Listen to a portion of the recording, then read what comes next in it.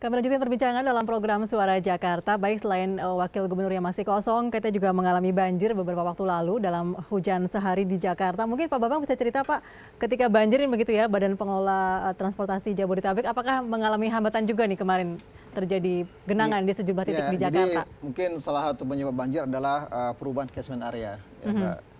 Karena kan selama ini kan kita lagi masif nih membangun infrastruktur transportasi, ada MRT, ada LRT, ada elevated toll road, sehingga catchment area akan berubah.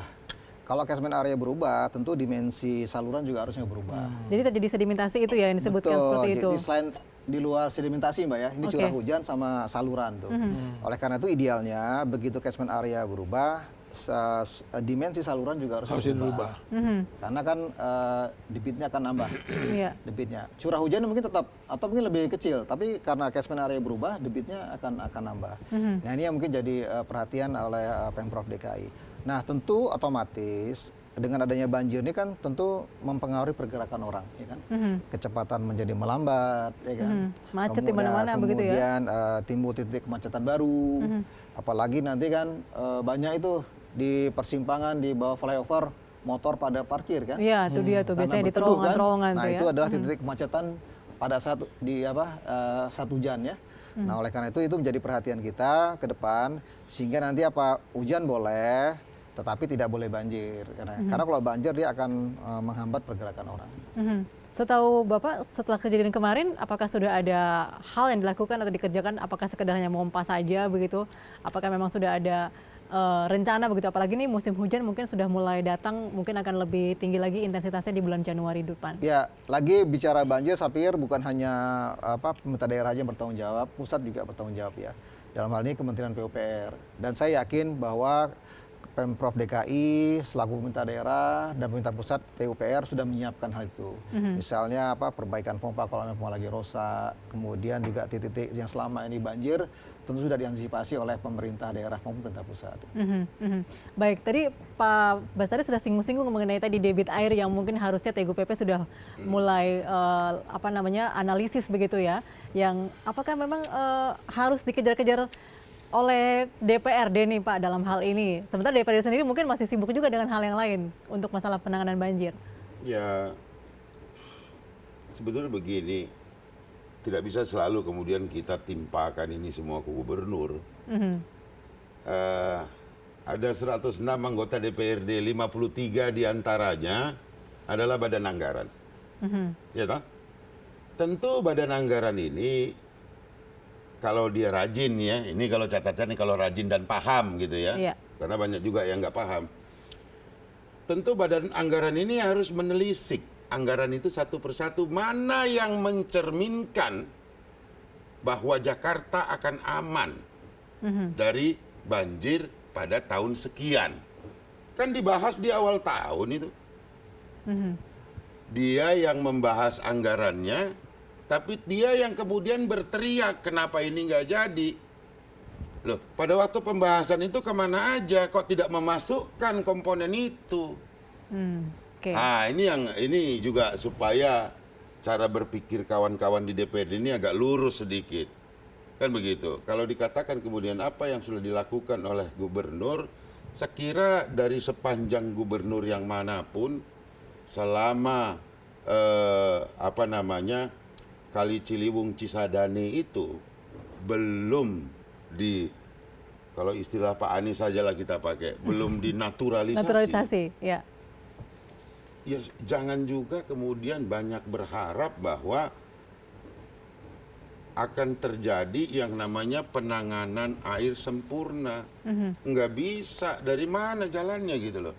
Orang dia menyempit, ya dibebasin, uangnya ada, ya toh. Tapi kan pemerintah pusat nggak setor, Pak Ajas, Pak Tigor. Sehingga terjadilah defisit anggaran di DKI Jakarta. 6,3 triliun. Akhir tahun ini ya? Iya, nggak bisa membebaskan lahan. Nah, entah sebagaimana kemudian tetap juga Pak Gubernur yang salah. Saya sebetulnya ingin sekali menyalahkan beliau. Itu kan karena laporannya yang banyak di Silpa itu. Iya, Silpa Tidak ada dipertanyakan. silpanya juga jadi Dipertanyakan sekarang oleh Depdagri gitu sama Kemenkyu. Ada. Itu. Jadi silpanya itu justru sekarang ini amat rendah di 3 triliun gitu loh. Di 3 triliun, kalau 3 triliun ini berarti Persentasenya dibandingkan sedikit sekali total. memang itu. Karena itu sudah mendekati sempurna gitu. Silpa sempurna gitu. Walaupun ternyata diakibatkan oleh adanya defisit sehingga banyak program-program yang harus dipotong habis. Nah ini juga kita berharap juga ini mungkin melalui Pak Bambang supaya suaranya sampai juga kepada pimpinan pemerintah pusat. Kalau yang memang haknya DKI itu dana bagi hasil, bayarkanlah sempurna supaya pembangunan di DKI Jakarta ini juga menjadi sempurna. Saya kira berpikir kita realistis, tidak seorang kepala daerah pun yang mau ada bencana di wilayahnya. Ya. Sebetulnya gampang sih kalau kita mau supaya Jakarta nggak banjir, Bang. Negosiasilah dengan Jawa Barat, kalau Sungai Ciliwung Cisadane itu dibelokin aja tetap di Jawa Barat, jangan masuk DKI gitu loh. Oke.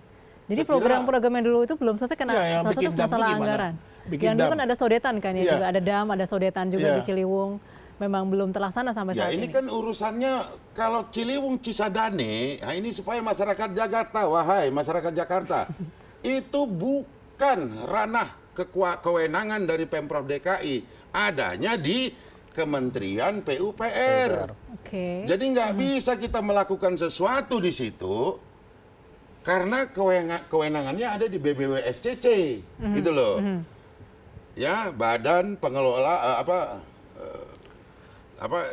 pokoknya itulah dia di Kementerian PUPR itu ada badan yang mengelola Ciliwung Cisadane. Cisadane. Oke. gitu.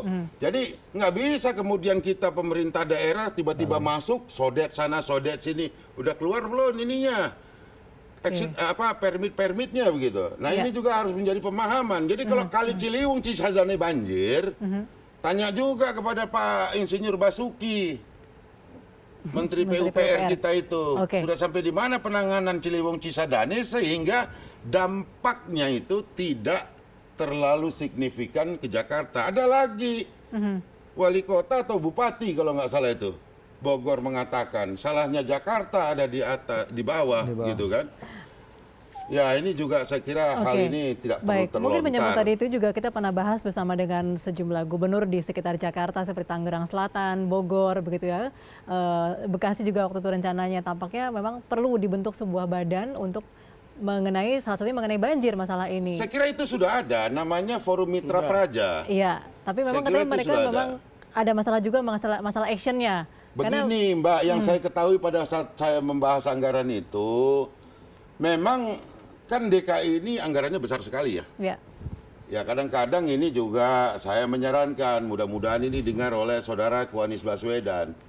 Ya agak-agak dibantulah daerah-daerah penyangga itu, supaya kita juga dapat keleluasaan untuk memakai bidang-bidang tanah mereka menjadi sodetan sebelum masuk ke Jakarta. Bantulah Bogor itu memperbaiki yang namanya Katulampa, Iya. menanam segala sesuatu di sana. Karena nggak bisa dipungkiri itu tanah airnya lari ke sini kok, gitu. Bukan berarti karena air mereka harus urus. Kalau kita nggak dapat air mereka juga kita sengsara kan begitu. oke. Mungkin Pak Tigor ada komentar mengenai pembahasan banjir kita? Iya, sebetulnya kan beberapa sodetan itu sudah dilakukan. Misalnya sodetan Ciliwung ke banjir Kanal Timur itu Pak Bestari. Ya itu sudah selesai. Iya. Nah tadi saya melihat ini kan banyak perubahan fungsi akibat pembangunan kan gitu. Itu yang harusnya diperhitungkan betul oleh Pemprov DKI Jakarta, oleh Pemda DKI Jakarta begitu ya. Masifnya pembangunan infrastruktur di Jakarta, tadi dikatakan Pak Bambang, itu harusnya jadi perhitungan. Ada perubahan di bawahnya Karena juga pembangunan harusnya ya. infrastrukturnya kan bukan setahun, 2 tahun gitu kan. Itu 3-4 tahun. Nah ini harusnya diperhitungkan betul. Pak Besari bilang itu bisa dihitung sebetulnya kan gitu kan. Nah ini yang kurang hitung gini, Oke. kurang pas penghitungannya gitu. Sehingga misalnya kalau kita lihat di Kuningan kemarin gitu kan, itu kan sebetulnya masif pembangunan infrastruktur di situ. Harusnya drainasenya juga Diperbaiki ya. dihitung ulang gitu, dievaluasi ulang harusnya. Oke. Gitu. Karena memang ada dampak. gitu loh, yang akan Pastilah. bertambah gitu loh. Ya. Nah, itu yang harusnya diperhitungkan. Oke, baik, kita akan break lagi sejenak. Tetaplah bersama kami pemirsa. Suara Jakarta masih akan kembali bersama Anda.